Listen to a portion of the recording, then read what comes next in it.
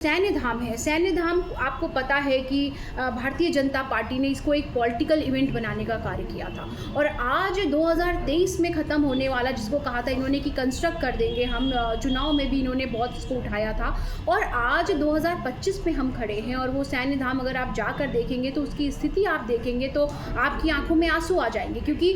जिन सैनिकों के, जिन शहीदों के नाम पे वो सैन्य धाम बन रहा है, उन शहीदों के घरों से जो मिट्टी लेके आने का एक political event Bharatiya Janata party ने चलाया था, वो भी आपके समक्ष था। और वो मिट्टी जो लेके आए हैं आप उसे सैन्य धाम में उस स्ट्रक्चर के नीचे रखा है जहाँ पर कुत्ते घूम रहे हैं, जहाँ पे मलमूत्र पड़ा हुआ है, जहाँ पे गंदगी पड़ी हुई है। तो ये भारतीय जनता पार्टी की नज़रों में ये शहीदों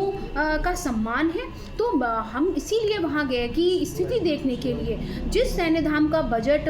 49 करोड़ रुपए डिसाइड किया था, आज वो 100 करोड़ के भी पार पहुँच चुका है, लेकिन सैन्य धाम की स्थिति देख के ये नहीं लग रहा था कि वहाँ कोई कार्य चल भी रहा है ही नहीं। तो भारतीय जनता पार्टी की नज़रों में शहीदों का सम्मान नहीं है, सेना का सम्मान नहीं है, क्योंकि उनके लिए चाहे शहीद हो चाहे सेना के जवान हो, वो सिर्फ एक वोट बैंक है और वोट बैंक के लिए ही भारतीय जनता पार्टी हर कृत्य करती है। तो और सबसे महत्वपूर्ण बात, आप जब जाएंगे वहाँ पे आप देखिए, आपको सड़क नज़र नहीं आएगी, खड़ंजे भी नहीं नज़र आएंगे, वहाँ सिर्फ आपको पत्थर नज़र आएंगे। और दूसरी बात जो हम सबके संज्ञान में आई थी कि सैन्य धाम प्रपोज हुआ था ऐसे पहाड़ी क्षेत्र में जहाँ पे दूर तक बसापत ना हो, जहाँ आसपास जो गांव हो वहाँ से कई लोग जो है सेना में जो है युवा जो है जॉब करते हो। लेकिन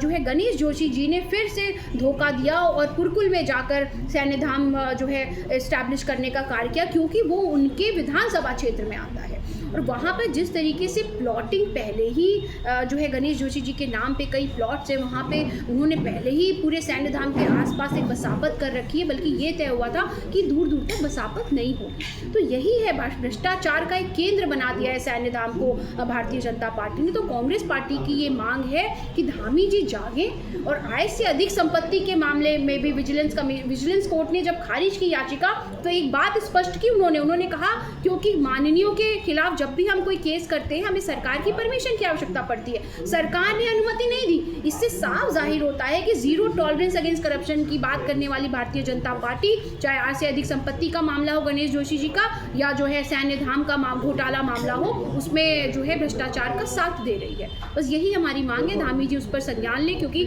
शहीदों का अपमान कांग्रेस पार्टी बर्दाश्त नहीं करेगी। हनी जी, कांग्रेस आरोप लगा रही है कि जो सैन्य धाम बन रहा है इसमें 49 करोड़ से 100 करोड़ रुपया हो गया है। भाजपा इसे किस रूप में देखती है? देखिए, जब भी कहीं विकास होता है तो विकास चीज़ों के अनुसार होता है। सैन्य धाम का जो बजट हमारा पास हुआ था उससे ऊपर विकास के दौरान कुछ और पैसे की आवश्यकता पड़ी, धनराशि की आवश्यकता पड़ी, तो उसको बढ़ाया गया है। विकास की धरा में इस तरीके की बातों को करना, असल में कांग्रेस के पास किसी भी प्रकार का मुद्दा नहीं है और घोटालेबाज रही हुई कांग्रेस हमें बता रही है कि घोटाले में हुए हैं सैन्य धाम में, तो इसमें तो उसमें, तो अपने शासनकाल को याद करना चाहिए। ये तो उस शासनकाल से चले आ रहे हैं जिसमें ये पहले आंखें छीन लेते थे, फिर चश्मे दान करते थे। तो अपनी ये सारी चीज़ों को इनको सोचना चाहिए, समझना चाहिए, उसके बाद इस तरीके के आरोप लगाने चाहिए। और जिस प्रकार से इनके पास कोई मुद्दा नहीं बचा है, तो विकास होने वाले जो विकास है उस चीज़ों को ही ये मुद्दा बना रहे, क्योंकि इन्हें विकास नहीं पनपता है, इन्हें विकास देखा नहीं जाता है, इन्हें विकास से बहुत ज़्यादा चिढ़ होने लगती है।